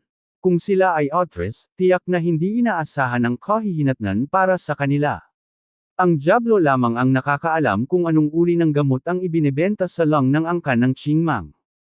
Bagamat ang dalawang tribo ay may kapayapaan sa isa't isa sa loob ng maraming taon, hindi ito nangangahulugan na maaari na silang mamuhay ng payapa at pagkakasundo. Kapag may tumawid sa threshold, magpapatuloy ang digmaan hanggang sa wakas. Maaring umatras si Panrulong, pagkatapos ng pag-urong, walang madugong sakuna, ngunit sino ang makakatiyak na hindi nila siya sinusubukang supilan? Iniisip nila na madali silang mabuli, at paulit-ulit silang aatake. Ito ay tiyak na magiging isang nakamamatay na dagok sa kanilang Earth Dragon Clan, at ipaparamdam sa kanila na hindi nila maitaas ang kanilang mga ulo sa harap ng mga Asher Monkey na ito. Ang bumagsak ng husto ang moral ng lahat ng miyembro ng Earth Dragon Clan. Mukhang matigas ang ulo mo na ang mga kamao mo lang ang magagamit mo para malutas ang problema. Umiling si Yeloudi, tila walang magawa. Sa katunayan, ito nga ang nangyari. Alam na alam din niya mismo na ang pagpapaalis sa angkan ng Earth Dragon na umalis sa Dianxing Mountain ay hindi lamang isang provokasyon, kundi isang kahihiyan din sa angkan ng Earth Dragon, hindi sila sasang-ayon dito kahit anong mangyari. Ang matandang Diyos na si Qin-Chi ay nakatayo roon na may walang pakialam na ekspresyon, walang takot at walang takot. Ang digmaang ito ay walang kahalagahan sa kanya. Ang hinahanap niya ay ang sinaunang lupain lamang ng Fengyan. Kung gaano karaming tao ang mamamatay, wala itong kinalaman sa kanya. Matagal nang inaasahan ni Jiang Chen na nagsimula na ang digmaang ito, walang puwang para sa maniobra, ang magkabilang panig ay lumalaban ng mataas, sino ang handang umatras? Tandang pananong, kung sino ang tama o mali. Hindi na kailangang makipagtalo, ang kinalabasan ang pinakamahalaga. Panipip. Ipinilig ni Panrulong ang kanyang ulo ng dragon, umungal ng may galit, at sumambulat sa mga dagandong ng dragon, papalapit kay Yeloudi. Mga anak ng angkan ng Qingmang, sumama sa akin upang lumaban. Panipip. Malakas na sigaw ni Yellow Udi, at ang daan-daang Asher Monkey sa kanyang likuran ay umungal din ng malakas at mabilis na umatake. Sa isang iglap nagsimula ang labanan sa pagitan ng magkabilang panig. Si Panrulong laban kay Yellow Udi ay nagsimula ng isang matinding labanan na napakatindi. Bagamat si Panrulong ay isang half-step nebula level master, ngunit ang lakas ni Yellow Udi ay nasa rurok ng star level libu-libong taon na ang nakalilipas. Noong una, halos pareho silang dalawa. Sa huli, umaasa sa mga sneak attack, ang Earth Dragon Clan natalo si Tianqing ng angka ng Qingmang. Pinalayas ang mga unggoy sa lugar na ito at hinati sa dalawang bahagi ang bundok Dianxing. Dahil dito, may larawan ng dalawang tribo na nag-aaway at nangingibabaw sa bundok Dianxing. Ang kawalan ng kakayahan na ang paglusot sa antas ng nebula ay ang sumpa ng Asher Monkey, ngunit hindi ito kumakatawan sa kanilang lakas. Tuldok. Ito ay napakahina. Sa kabaligtaran, sa mga mata ni Panrulong, si Yellow Udi ay hindi na malapit sa kalahating antas ng nebula, ngunit walang katapusan na malapit sa nebula level powerhouse. Ang ganitong uri ng closeness ay parang may manipis na linya lang sa pagitan nilang dalawa. Nag-transform si Yellow Udi sa isang Asher Monkey, na may katawan na 100 talampakan, nakatayo ng may pagmamalaki sa tuktok ng bundok. Ito ang dahilan kung bakit sila ay tinatawag na Asher Monkeys, ang haba nila ay 100 talampakan, at ang kanilang katawan ay kasing laki ng langit, kaya tinawag silang Asher Monkeys. Ang buhay at kamatayang labanan sa pagitan ni Panrulong at Yellow Udi ay pumukaw sa paghanga ng hindi mabilang na mga tao. Kapwa ang Asher Monkey at ang angkan ng Earth Dragon ay naging nasa sabik. Ang labanan sa pagitan ng magkabilang panig ay lubhang mahigpit. Hindi mabilang na mga tao ang nagpawis at nagbuhos ng dugo sa bundok. Sa itaas ng tuktok, criss-crossing, tumatakbo sa kalangitan. Sa madilim na ulap, dumagsa ang kulog at kidlat, at umuungal ang hangin, ngunit sa tuktok ng Point Star Mountain, isang matinding labanan na parang marahas na bagyo ang pumukaw sa puso ng hindi mabilang na mga tao. Dalawang grupo ang naglaban, at isang grupo ng mga demonyo ang sumayaw ng ligaw. Ang labanang ito ay malalim na nakaugat sa puso ng mga tao, ngunit dala rin ito ang galit ng dalawang lahi. Nais ng lahat na duminahin ang isang panig at sugpuin ang isa, ngunit dahil dito, walang sumuko sa isa, kaya ang bundok ng Dianxing ay naging mataas na lugar para sa dalawang tribo na magpaligsahan. Sa bundok ng Dianxing, may mga hindi pangkaraniwang mapagkukunan, nakasakay sa Kuimu Planet, mayroong isang geomantic treasure land na nakatakdang maging object ng kompetisyon sa pagitan ng dalawang clans. Ang source of energy sa Dianxing Mountain ay isa sa mga pinaka-concentrated na lugar sa buong Kuimu Planet. Ito ay naging battleground para sa mga strategist ng militar, walang dapat pagdudahan. Napakalaki ng figure ni Yellow Udi, natatakpan ang araw at kalangitan, ang kanyang mga pamamaraan ay makapangyarihan sa lahat, at siya ay hindi mapigilan. Sinuntok niya ang walang laman na kayamanan sa bawat suntok, na nagpaparamdam sa lahat na parang isang mabigat na kaaway. Tuloy-tuloy na umungal si Panrulong. Matagal na nagkasalikop ang dalawa, at mahirap sabihin kung sino ang nagwagi. Sa oras na ito, lalong tumindi ang matinding labanan sa pagitan ng magkabilang panig, at pumasok sa isang mahigpit na sitwasyon. Kung gusto mong pumasa sa level ko, bumalik ka at magsanay sa loob ng isa pang 10,000 taon, hahaha. Tumangging sumuko si Panrulong at hindi nagpatinag. Ang malaking ulo ng dragon ay nakatayo ng mataas at nangingibabaw. Kahit na si Yellow Udi ay napakalakas, siya ay isang bituin. Kahit sa peak level, mahirap masira ang depensa. Ang dalawang panig ay nasa isang pagkapatas, at ang sitwasyon ay mas mahirap. Kung ito ay magpapatuloy, ito ay hindi maiiwasang mauwi sa isang talo-talo na sitwasyon para sa dalawa, panig.